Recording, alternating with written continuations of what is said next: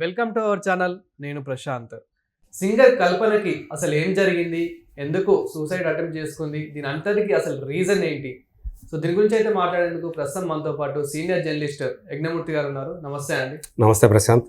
So singer కల్పనకి sudden గా అసలు ఏం జరిగింది? ఇన్ని డేస్ చాలా బాగుండి సో సడన్ గా సూసైడ్ అటెంప్ట్ ఎందుకు చేసుకుంది? ఇందులో అంటే వాళ్ళ హస్బెండ్ గారి హస్తం కూడా ఉందని చెప్పేసి చాలా మంది అంటున్నారు. అదే విధంగా అంటే కొన్ని ప్రాబ్లమ్స్ కూడా ఉన్నాయి అంటున్నారు. అసలు ఇంతకు ఏం జరిగింది? కల్పన సింగర్గా ఎంత టాలెంటెడో మనందరికీ తెలుసు. ఎలాంటి పాట అయినా సరే, అది ఎంత మెలోడీ సాంగ్ అయినా సరే, ఎంత ఫాస్ట్ బీట్ అయినా సరే, ఒకవేళ భక్తి పాట అయినా సరే, అలా ఏ రకమైన పాట అయినా సరే అలవోకగా పాడగలటువంటి నేర్పు ఉన్నటువంటి గాయని. పైగా ఆమె వాయిస్ కూడా అంత బ్యూటిఫుల్గా ఉంటుంది.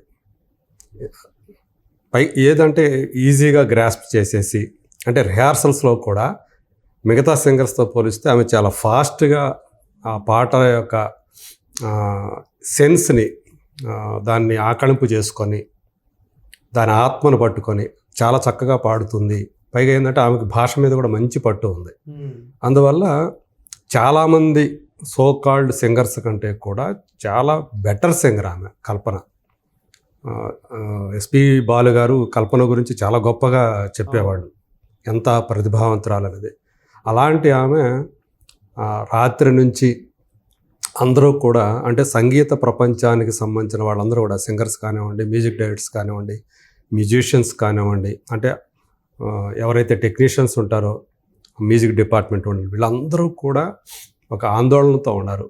కల్పన గారు కోలుకోవాలి, ఎందుకు ఈ పని చేశారు అని చెప్పేసి. అంటే మోతాదు మించి నిద్ర మాత్రలు మింగేశారు అనేది ప్రాథమిక సమాచారం. దీని వెనక ఏముంది, ఎందుకు ఆమె సూసైడ్ అటెంప్ట్ చేసుకున్నారు అనే దాని గురించి పోలీసులు ఆల్రెడీ విచారణ చేపట్టారు. అయితే ఇప్పటివరకు మనకు అందుతున్నటువంటి సమాచారాన్ని బట్టి చూస్తే ఆమె ఒంటరిగా ఉన్నారు. ఆ టైంలో 2 రోజుల నుంచి ఆమె ఇంట్లో ఒంటరిగా ఉన్నారు. భర్త బిజినెస్ మ్యాన్ కావడంతో చెన్నైకి వెళ్ళి ఉన్నారు. ఆయన మంగళవారం సాయంత్రం ఆయన భార్యకి ఫోన్ చేశారు, కల్పనకు ఫోన్ చేస్తే ఆమె లిఫ్ట్ చేయలేదు. దాంతో ఆయన, అంటే ఇంట్లో సీసీ కెమెరాలు ఉన్నాయి, సో తను ఆల్రెడీ పెట్టుకున్నట్టున్నారు. దానికి తన ఫోన్లో కనెక్షన్ ఆయన చెక్ చేస్తే ఆమె పడుకొనే ఉన్నారు అని చెప్పేసి ఆయన గమనించి, సో తాము ఉంటున్న ఎక్కడైతే తమ అపార్ట్మెంట్ ఉందో నిజాంపేట, మన హైదరాబాద్ శివార్లో ఉన్నటువంటి నిజాంపేటలో వర్టెక్స్ అని చెప్పేసి ఒక గేటెడ్ కమ్యూనిటీ ఉంది, అది విల్లాస్ అవన్నీ కూడా. 5 ఏళ్ల నుంచి వాళ్ళు అక్కడే ఉంటున్నారండి.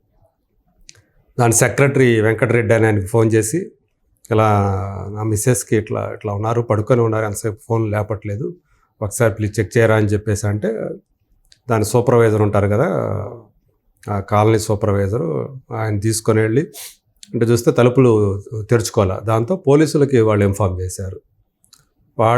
పోలీసులు వచ్చి వాళ్ళు తలుపులు వాళ్ళు కూడా చూశారు. మొత్తం ఎక్కడ కూడా పోవడానికి దారి లేకపోవడంతో తలుపులు బద్దలు కట్టి లోపలికి వెళితే ఆమె బెడ్ మీద పడుకొని ఉన్నారు, నిద్రపోతున్నట్లుగా.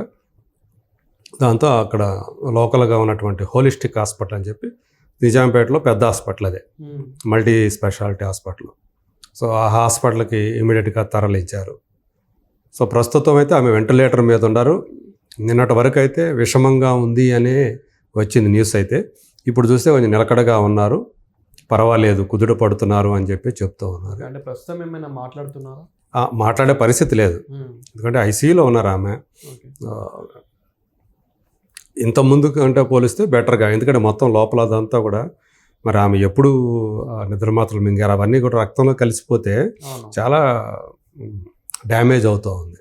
సో లోపల ఒకవేళ అప్పటికప్పుడు అంటే ఏదైనా ఇచ్చేసి మొత్తం అంతా బయటకు కక్కించేసి ఇలా చేస్తారు. అవి జీర్ణమైపోయి ఉండడం బట్టి చాలా టైం టేకింగ్ అదంతా కూడా. సో ఇప్పుడు పోలీసులు అందరూ కూడా, భర్త వచ్చేసారు, ఇమీడియట్గా ఆయన హైదరాబాద్ వచ్చేసారు. పోలీసులు ఫస్ట్ సస్పెక్ట్గా ఆయన్నే అదుపులోకి తీసుకున్నారు. వీళ్ళిద్దరికీ కూడా 2018లో పెళ్ళైంది. ఆమెకి 2వ వివాహం. ఈయన కేరళ వాస్తవుడు, ఆయన ప్రసాద్ అని చెప్పేసి. గతంలో ఆమె వేరే వివాహం చేసుకున్నారు, ఒక కూతురు ఉంది. 2010లో వాళ్ళు విడాకులు తీసుకున్నారు. మొదటి భర్త ఆమె విడాకులు తీసుకున్నారు. ఆల్మోస్ట్ 8 years అలా సింగిల్గానే ఉండి తర్వాత ఈయన పెళ్లి చేసుకున్నారు, 2వ వివాహం చేసుకున్నారు. సో కాకపోతే ఏంటంటే పోలీసుల విచారణలో తెలుస్తున్నటువంటి విషయాల్లో మనకి ఇప్పటివరకు అందిన సమాచారం ప్రకారం 2 రోజుల క్రితం ఆమెకి ఆమె కూతురికి ఫోన్లో గట్టిగా వాగ్వాదం జరిగింది. అమ్మాయి ఇది కేరళలో ఉంటున్నారని చెప్పేసి తెలిసింది. 18 ఏళ్ళు 19 ఏళ్ళు ఉంటాయి అమ్మాయికి.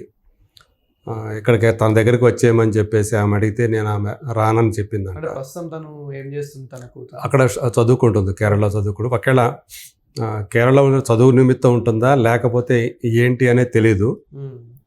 అక్కడ ఎవరన్నా ఫ్యామిలీ మెంబర్స్ ఎవరన్నా ఉండారా, ఎందుకు కేరళ ఉంటుంది ఆ అమ్మాయి అనేది తెలియదు కానీ మనకి. సో మొత్తానికి అంటే తరచూ ఇద్దరి మధ్య కూడా వాగ్వాదాలు జరుగుతూ వస్తూ ఉన్నాయి ఫోన్లో. కొన్ని వార్తలు కూడా మనం చూసినట్లయితే కనుక తను కూడా కొన్ని డేస్ నుంచి డిప్రెషన్లు ఉంది, లేదు తిని వెనకాల కొన్ని బెదిరింపులు కూడా ఉన్నాయన్నట్లు కొంచెం అంటే ఎవరికి నచ్చినట్టు వాళ్ళు చెప్తున్నారు. అసలు ఇంతకీ నిజం ఏంటంటారు? బెదిరింపులు అనేవి మరి ఎంతవరకు నాకు కూడా ఐడియా లేదు. అది బెదిరింపులకు పాల్పడాల్సినటువంటి అవసరం ఏముంది. కాకపోతే ఆమె ఏ విషయం పైన సరే బోల్డ్గా మాట్లాడేస్తుంటుంది ఆమె.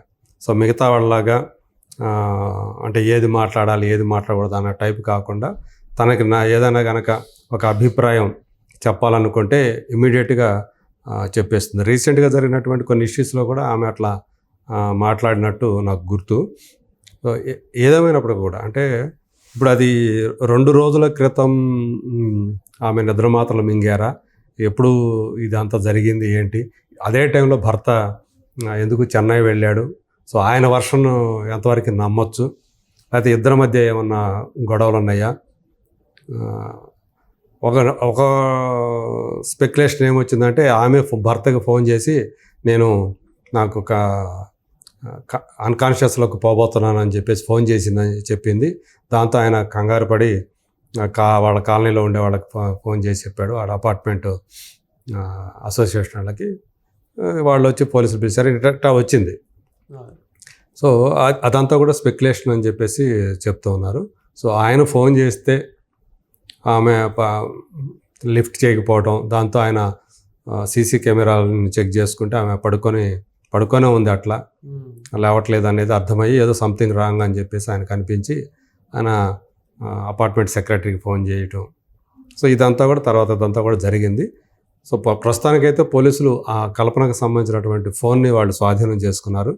దాన్ని బట్టి ఆ ఫోన్లో ఉన్నటువంటి వివరాలను బట్టి అది ఏం జరిగి ఉంటుంది ఏంటి అంటే రీసెంట్గా ఆమె ఎవరెవరితో మాట్లాడింది ఆ ఫోన్ ద్వారా, ఏమన్నా కాల్స్ వచ్చాయా, అనుమానాస్పద కాల్స్ ఏమైనా ఉన్నాయా, లేదా ఏమైనా మెసేజెస్ ఏమైనా ఉన్నాయా, వాటి ద్వారా ఏమైనా విషయాలు తెలుస్తాయా అనే దాని మీద వాళ్ళు దర్యాప్తు చేస్తున్నారు పోలీసులు. ప్రస్తుతానికి అయితే పోలీసులు అయితే కల్పన గారి ఫోను, అదే విధంగా తన హస్బెండ్ ఫోన్ కూడా ఇప్పుడైతే అదుపులోకి తీసుకొని ఎంక్వైరీ చేస్తున్నట్లయితే తెలుస్తుంది. అవును, అంటే ఈ ఫోన్ కూడా చెక్ చేస్తే ఆటోమేటిక్గా అది ఎవరు ఒకవేళ కన్వర్జేషన్ ఏదన్నా ఉంటే దానికి సంబంధించి ఆయన కూడా ప్రశ్నిస్తారు.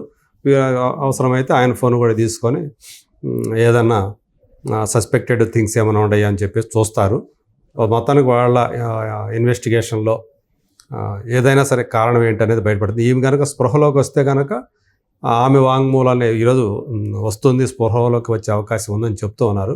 వస్తే కనుక పోలీసులు ఆమె వాంగ్మూలాన్ని కూడా తీసుకుంటారు. అప్పుడు మనకి కాంక్రీట్గా ఏంటి అసలు నిజం ఏంటి అనేది తెలిసే అవకాశాలు ఉన్నాయి. సో ఏదేమైనా కానీ కల్పన గారు దీని నుంచి బయటపడి సంపూర్ణ ఆరోగ్యంతో మన ముందుకు రావాలని మనం మనస్ఫూర్తిగా కోరుకుందాం. Thank you. Thank you.